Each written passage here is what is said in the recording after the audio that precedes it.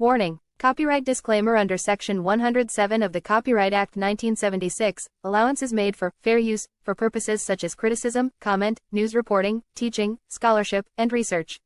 Fair use is a use permitted by copyright statute that might otherwise be infringing. Nonprofit, educational, or personal use tips the balance in favor of fair use. What it do, family and friends? Welcome back to the Church of Black Power. If you're not subscribed, go ahead and hit that subscribe button along with the notification bell so you can be notified whenever videos like this drop. Please make sure you're hitting that like and share button so we can beat up the algorithm. Make sure we get this message out to the ears that need to hear. And if you have not done so yet, please click that link in the description. Go to change.org and put your signature on the petition for reparations. And with that being said, family,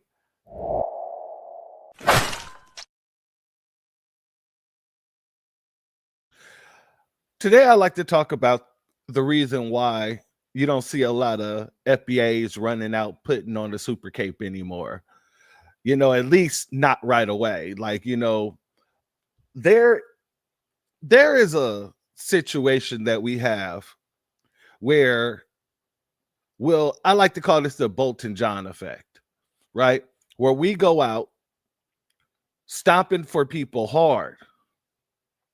Stopping for them hard, trying to hold people accountable, only for the victim's family to then turn around and say things along the line of, well, I forgive them. My Bible tells me to forgive. And that is not only a detriment to our community, that puts a target on the back of everyone in the community, men, women, and children. By sitting here making it seem like there should be no harsh actions to someone who is deliberately trying to bring you pain because of the color of your skin, that is a detriment to your community, if you're even an FBA. But even if you're not FBA, the optics of that still looks incredibly idiotic. Because, you know, whether or not you are FBA, people will look at you and say, well, he's black and he forgives, so everybody should forgive when white supremacists or Nabisco goes around doing things that white supremacists and Nabiscos go around doing.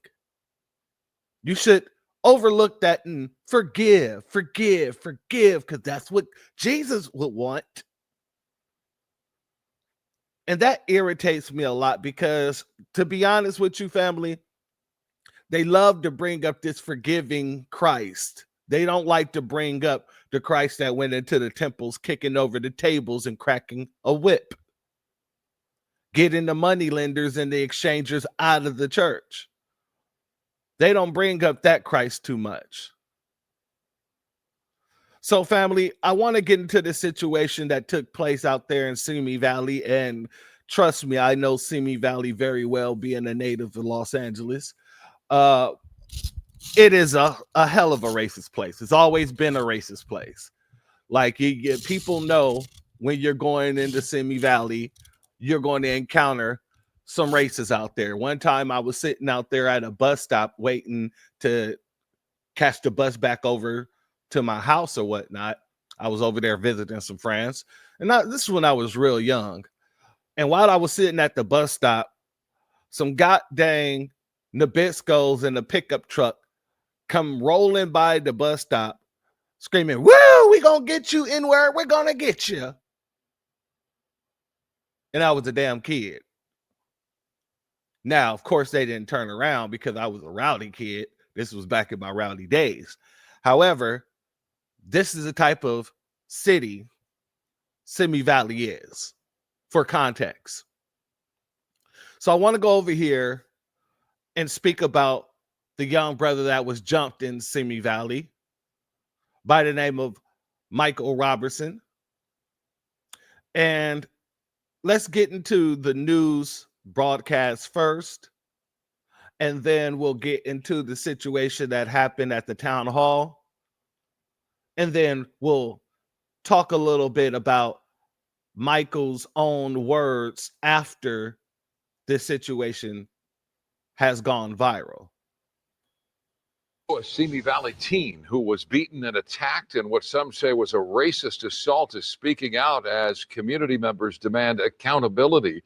18-year-old Michael Robinson believes he was targeted because he is black and says he was chased by a mob of teenagers hurling racist slurs in the parking lot of a movie theater last week. While 4 of the teens have been arrested, many in the community want the attack investigated thoroughly and the teens to be held accountable. Rachel Menitoff live in Simi Valley with more on the ongoing investigation and the calls for justice tonight. Rachel.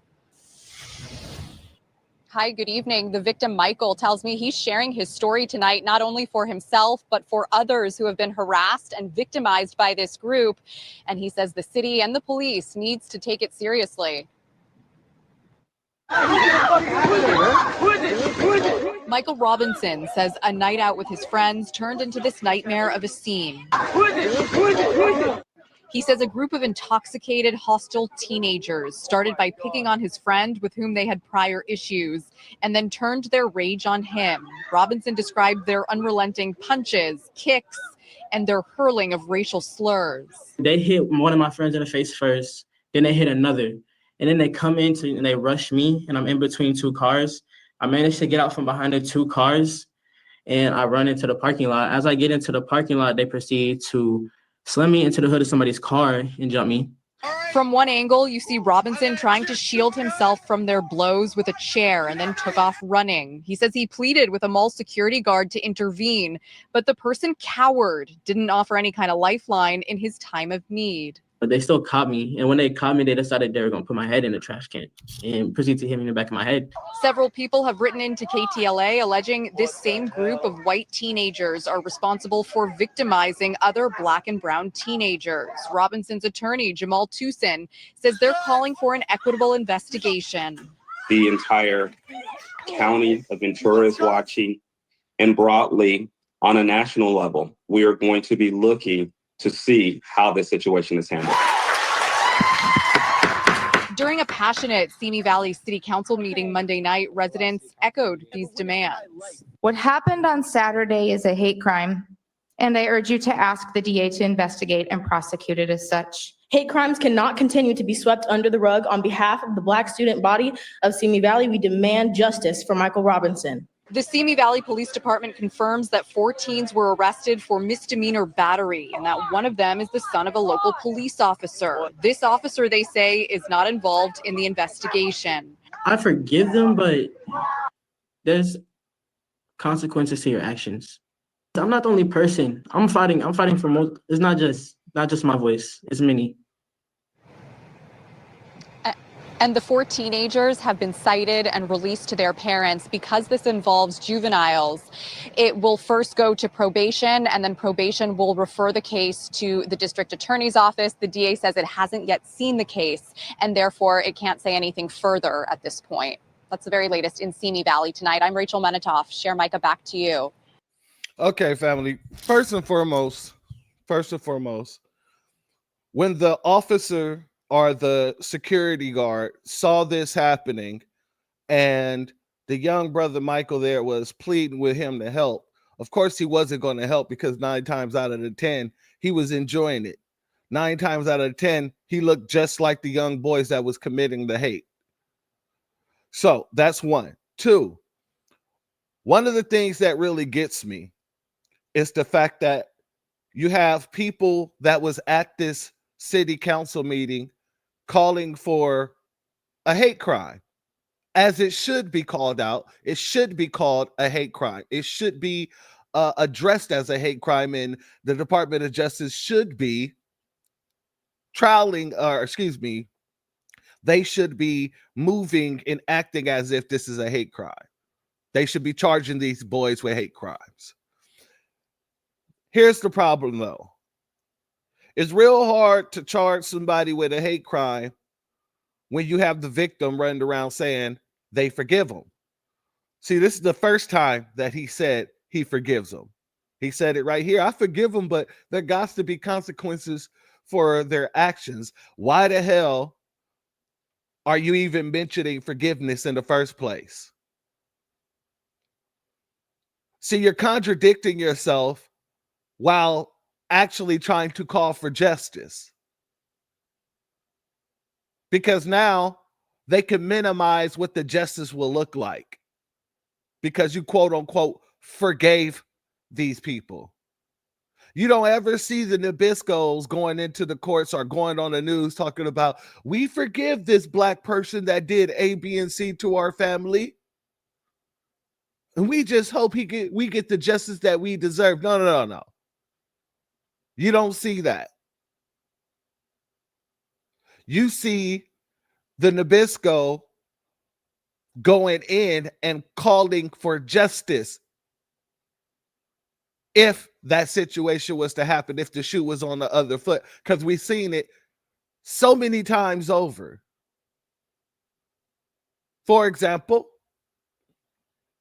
if Michael would have pulled out a pocket knife and stabbed one of those kids in the chest,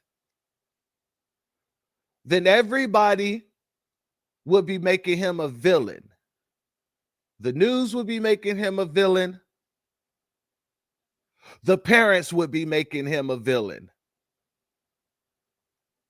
And then the white community, the Nabisco community, would be making him a villain for protecting himself. Who does that sound like? Carmelo Anthony? Anyone?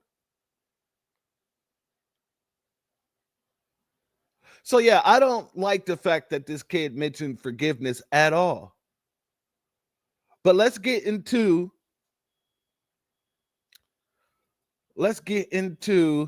the city council meeting where you did have some people trying to call this a hate crime, telling them to call it what it is. You had others running around with rhetoric like this. Hey, Officer Collado. Give him. Officer Collado. Hey, this your son, and this morning. This is this morning. We're human, and that kid he's a kid. And like they saying, if it was a black person, if it was black people jumping on a white person for doing nothing, saying please, I'm saying begging to run away, getting all beat on, what's gonna happen? These people want to arrest. Now that's a great point. Now the kid here makes some great points, but he messes up. He messes up tremendously, and I'm gonna show you where. Please, I'm saying begging to run away, getting all beat on. What's gonna happen? These people weren't arrested. SVPD lied to the public. SVPD lied to the public. These people weren't arrested. They turned themselves in. You wanna know how I know? Because I got the attackers' information. They texted me. The attackers texted me. Hayden Davey, Nathan Elkins, Maddox Westfall texted me. They turned themselves in yesterday. They turned themselves in. They got cited and released. They didn't get arrested like SVPD saying. Why y'all lying to the public? Please keep it quiet. Throughout my schooling in Simi, I've been a victim of racial prejudice, racism. Hold on. That was not the full clip that I wanted to play. Let me see. Yeah, that is definitely not the full clip that I wanted to play. Well, the full clip was of this young man then going off to say, F race, this ain't about race. And I actually wanted to touch on that part, and I thought I pulled up that clip. But it is about race. This whole situation is about race. The fact that they were able to go home, the fact that literally the kid is the kid of a goddamn police officer that works in the town. This is about race. And this is a white supremacist system working in the way that a white supremacist system works. That's the case. And they wouldn't have been able to go home if it wasn't about race. After assaulting a kid, after jumping a kid, if the roles were reversed, as he stated earlier, they would have been sent up to juvie already, with their faces plastered all over the news.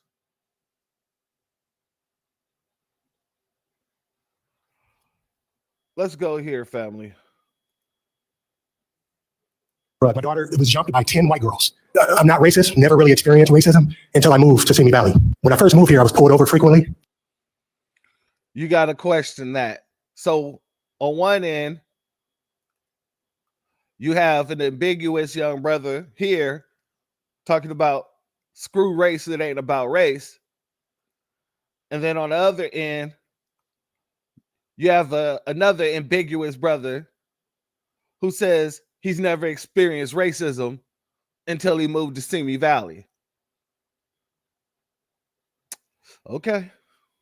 Getting off work, slacks, dress shirt, because my tail light was out, but it wasn't out. Various things that, just to pull me over.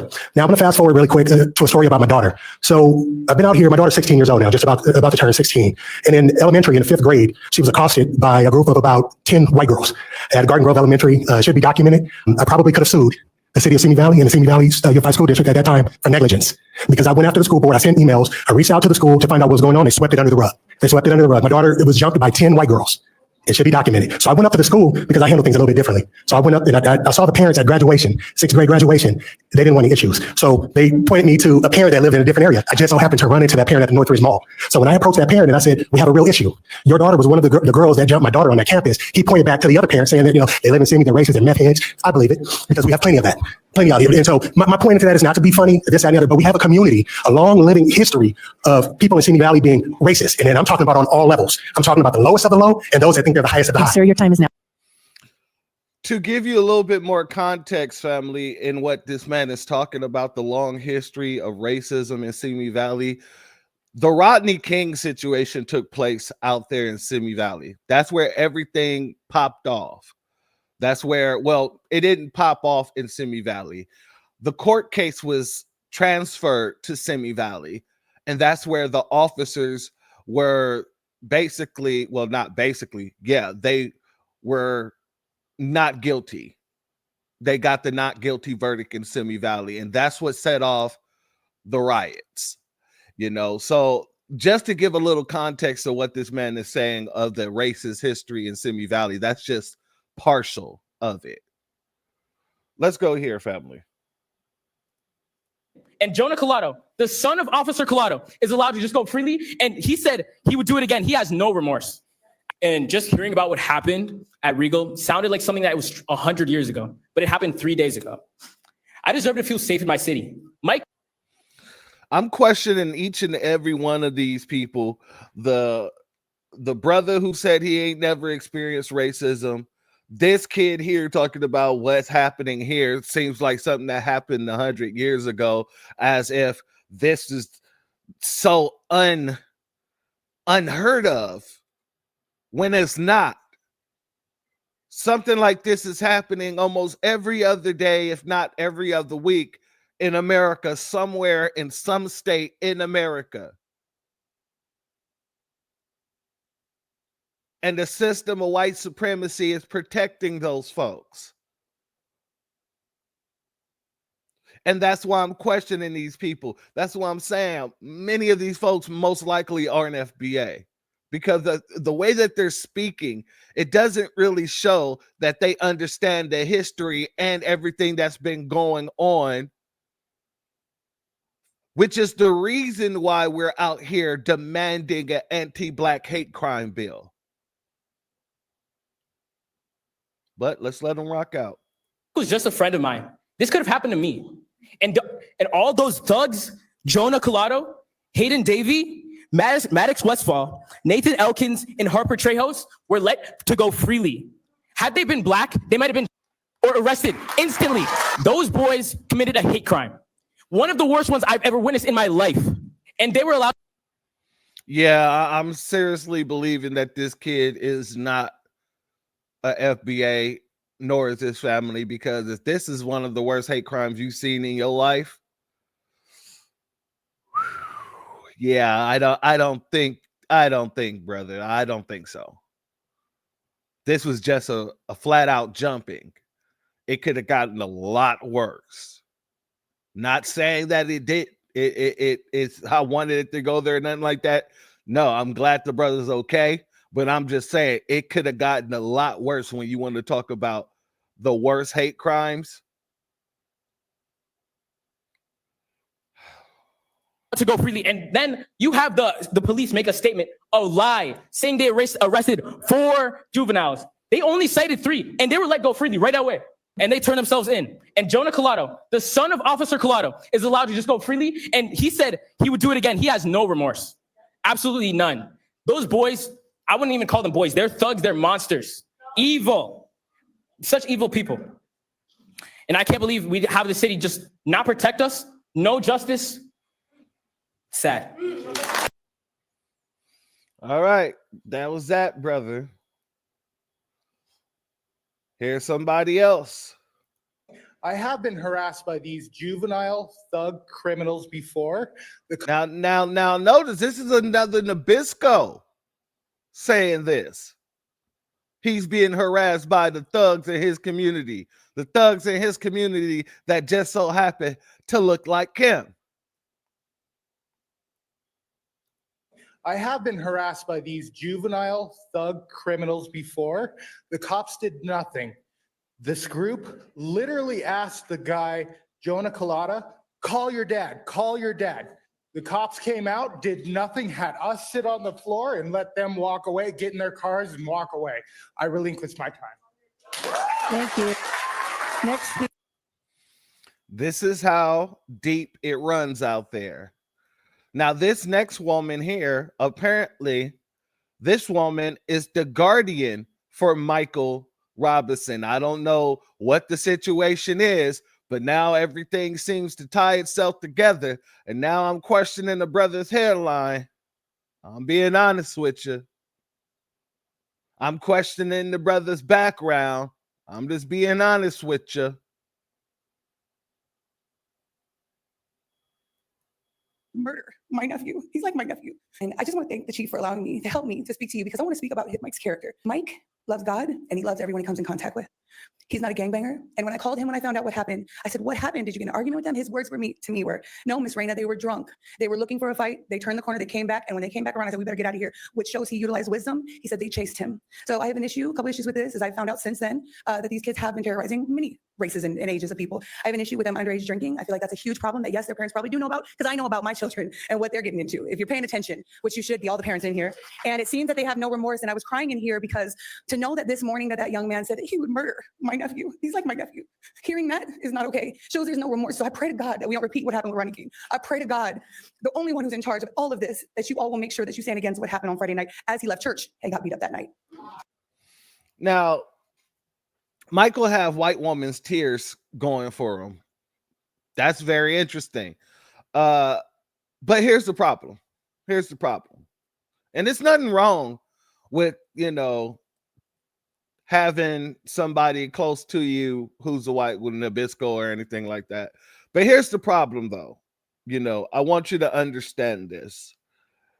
Everybody is minimizing this whole situation by making it seem like it's not about race. Notice how even she said that, oh, I come to find out they've been terrorizing many people of many races, instead of keeping an eye on what the situation is ahead of them, the situation at hand. It's not about the many races, because now they can make an argument, his lawyers can make an argument that, hey, people say that they've done this to everybody in many races, so this can't be a hate crime. They do this to all different kinds of races, including the Nabisco, because this man said himself. This group literally asked the guy, Jonah Collada, call your dad, call Nile thug criminals before. I have been harassed by these juvenile thug criminals before. So if he has been harassed and he is a Nabisco, they can make the argument that, oh, this wasn't a hate crime because they do this to everyone. This was flat out just assault. Boom. Lower sentence. Minimum punishment.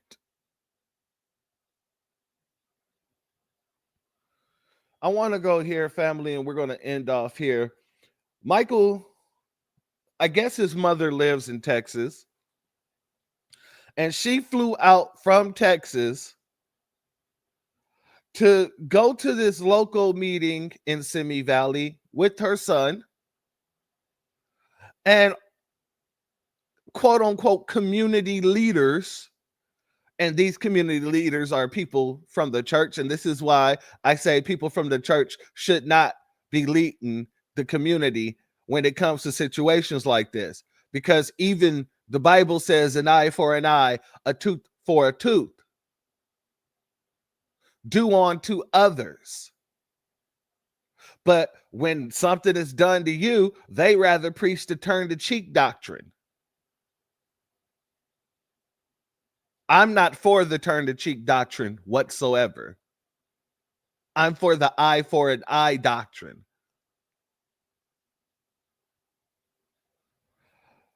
But let's go here, family. They did this press conference, and I want you to hear what they had to say.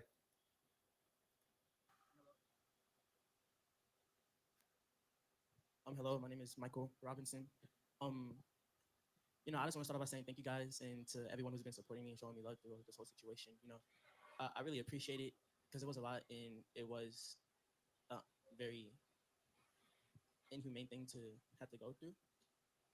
But everybody was taking the first step. Some of you, you voiced your concerns, you went to the council and everything. But my first step was forgiveness.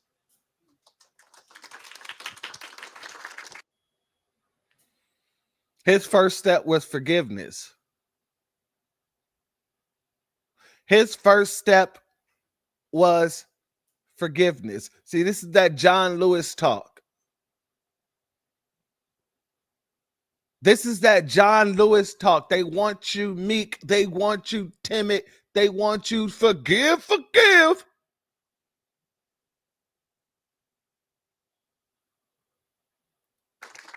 So when I'm out here in these meetings and interviews and everything, I just wanted to let it be known that I forgive those boys what they did. I hold no hard feelings towards them, no animosity. Towards their. Why is this young man and why is he making it so clear that he forgive these kids? Why does he have to say it over and over and over? Was he threatened or something? That's what it sounds like. It sounds like he was threatened or he's just really cooning it up. Parents, I forgive those boys what they did. I hold no hard feelings towards them, no animosity. Towards their parents, I don't have any hard feelings towards them. Sergeant Jean, I've heard great things about Sergeant Jean. Pretty sure I've seen him before. He's not a bad guy. You're pretty sure you've seen him before. He's not a bad guy. Sir, how would you know that if you don't even know if you've seen him before? A. B. You can't say he's not a bad guy because usually the fruit don't fall far from the tree. C. If he wasn't a bad guy, he would have forced his son to go through the legal process because his son was involved in the situation. So he would have been a non-biased officer and arrested everybody, whether he bailed his son out or not. But his son was able to go freely while the other three were cited and sent home. This is a problem. This is how you put a target on the community's back. And because you're black, they're going to look at your skin and think we're all going to be like this. We're all going to be accepted like this. All of our children should allow this.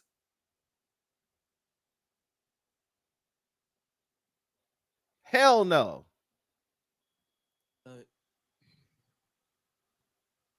It was a lot, and I'm still processing all of it right now, so I'm not even really sure how to go about all of it. I'm just trusting the help from you guys and others and leaning on you guys for your support. And I just want to see this I just want to see justice, and I just want to see the law do what the law does. I want it to be peaceful. I don't want these kids to be threatened or anything.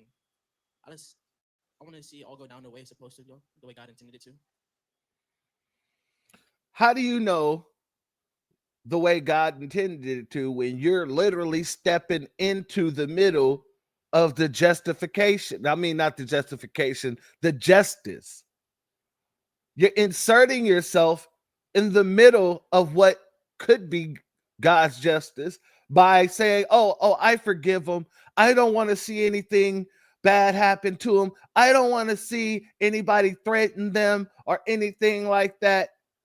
No, that all comes with the consequences of their actions.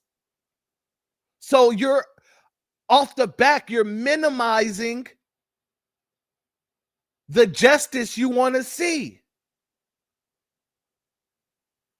or the justice you claim that you want to see. You're minimizing it. All because of what you're saying right here.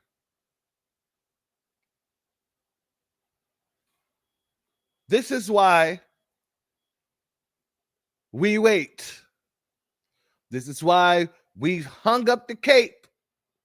Even when we pull it out and we want to put it on, we look at it and we got to question whether or not maybe we should go out there. Maybe we shouldn't. You know what? Let's wait and see till we get more information. Let's see the response from the family. Because we'll look like fools going out there trying to put on a cape for somebody like this.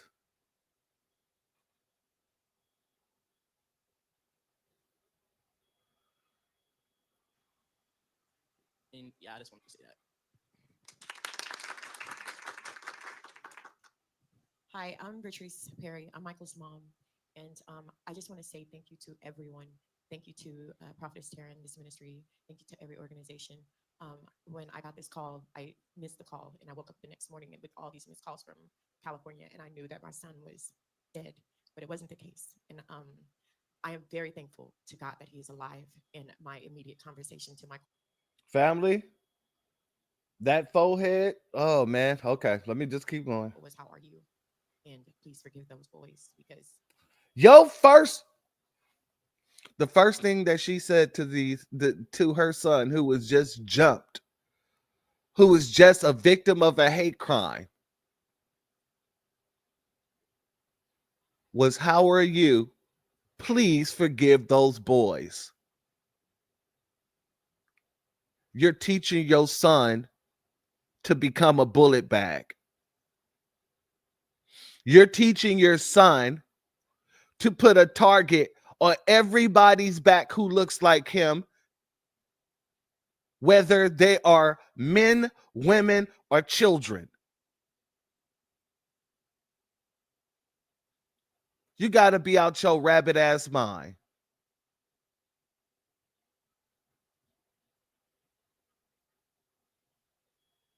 Where's the father? Why is the mother in Texas, but the child is living with some Nabisco woman in Simi Valley? One of the most racist cities in the Los Angeles district.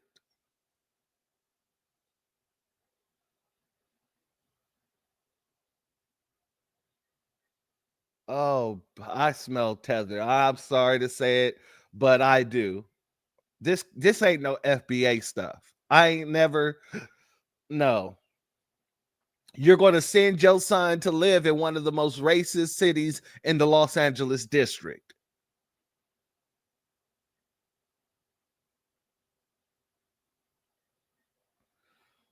She said herself she was expecting that her son was dead.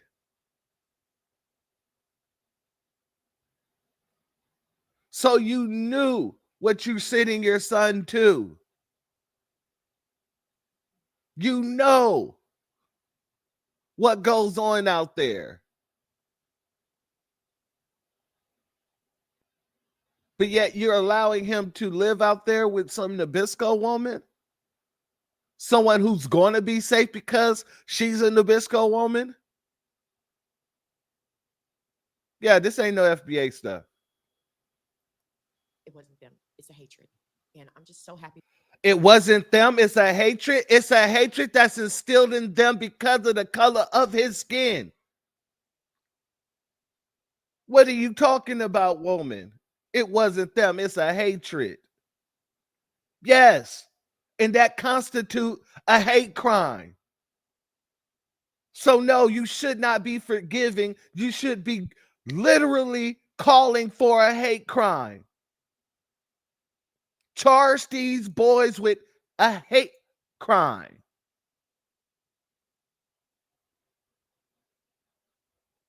Not telling your son it's not them, it's a hatred. That's giving them a cop-out. It is them. Just like 9 times out of the 10, it came from his father and his mother, who got it from their fathers and their mothers, and so on and so on. Not trying to call it what it is minimizing what happened to your son. Oh God, these people are idiots. To see how the community is coming together. From Texas, watching from afar, it was very beautiful to see. And this didn't just happen to Michael, it happened to everyone. And no, but you're making it possible for it to happen to everyone by speaking this soft ass, punk ass rhetoric. Oh man, let me calm down. Let me calm down. This is why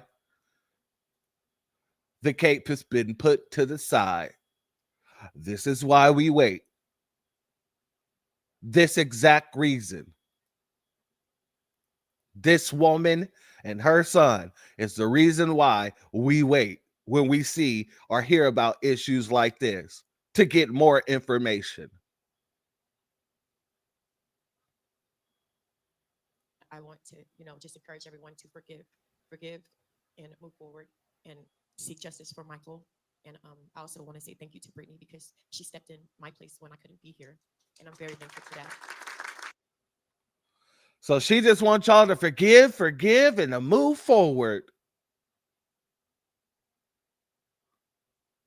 Family, I am so glad that we are not the African American.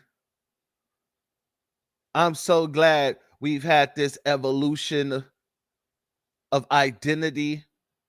I'm so glad we're delineating. I'm so glad. Because now we can point out the differences in between the wheat and the weeds, the hairs.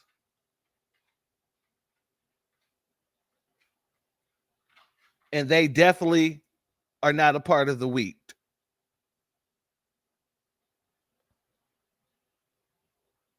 Family, don't be this person.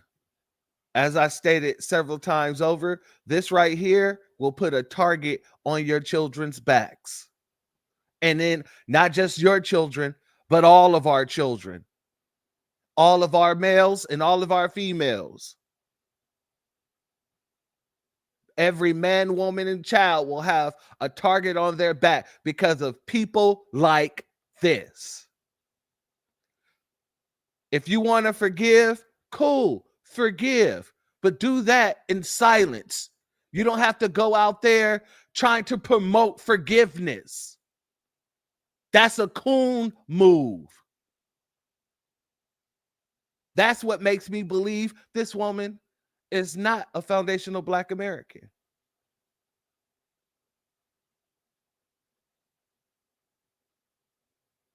If these were Black children who did this to him, I wonder if her response would be different.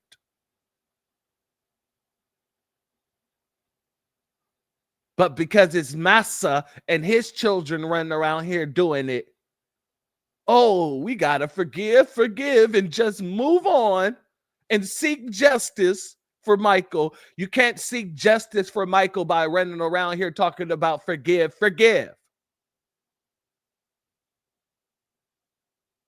So don't be surprised if we find out later on that these kids got a slap on the wrist, probation, a month in juvie, if anything, for the kid of the police officer.